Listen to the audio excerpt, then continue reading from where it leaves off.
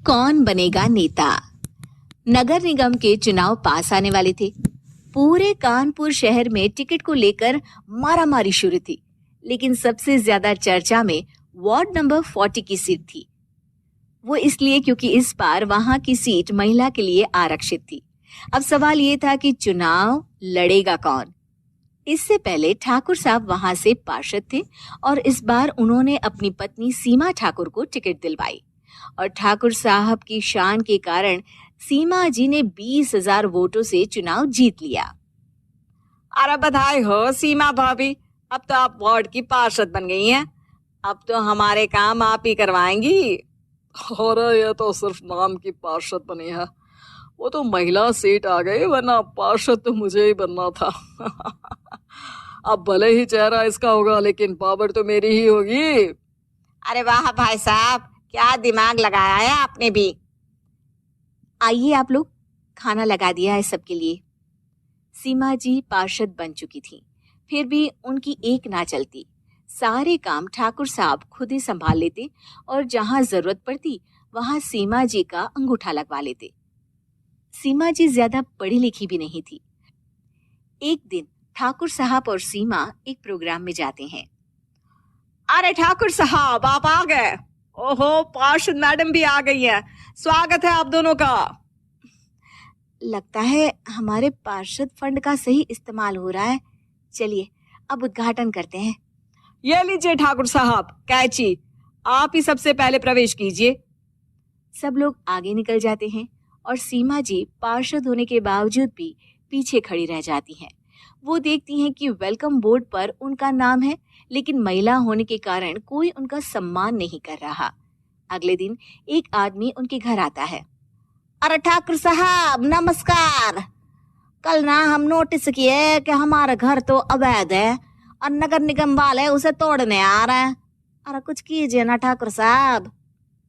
देखो भाई, मैं तो ज्यादा कुछ कर नहीं सकता, पर अगर तुम सबकी जेब गर्म कर दो तो कुछ हो सकता है।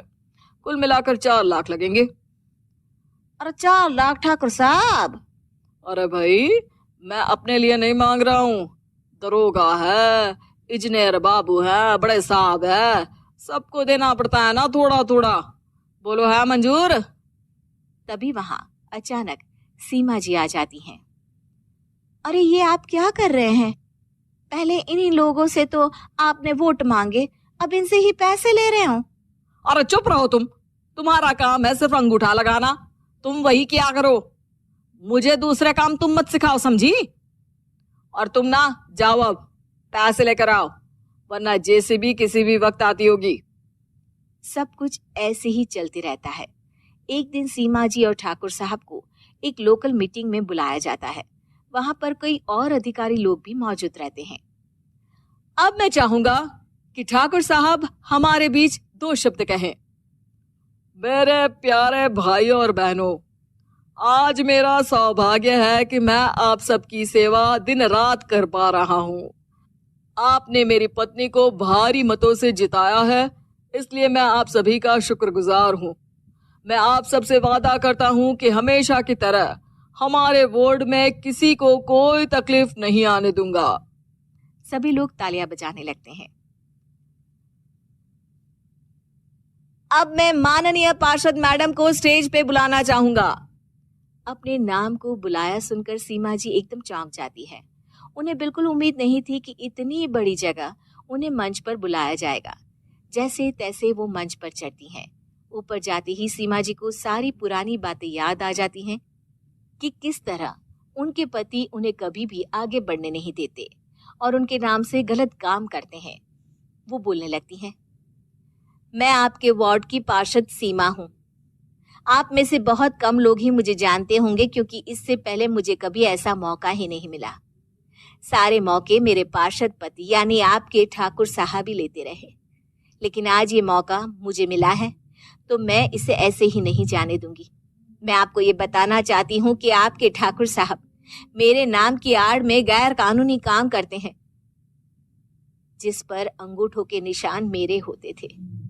इसीलिए मैं अपनी गलती मानती हूँ और आज अपने पद से इस्तीफा देती हूँ, ताकि आगे से कोई गलत काम ना हो पाए।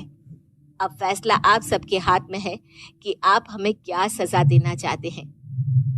सीमा जी की बातें सुनकर ठाकुर साहब के चेहरे का रंग उड़ जाता है और वो शर्म से मुंह नीचा करके वहां से चले जाते हैं और पद से इस्तीफा देकर ही सही सीमा जी अपने आप में आत्मविश्वास महसूस करती हैं।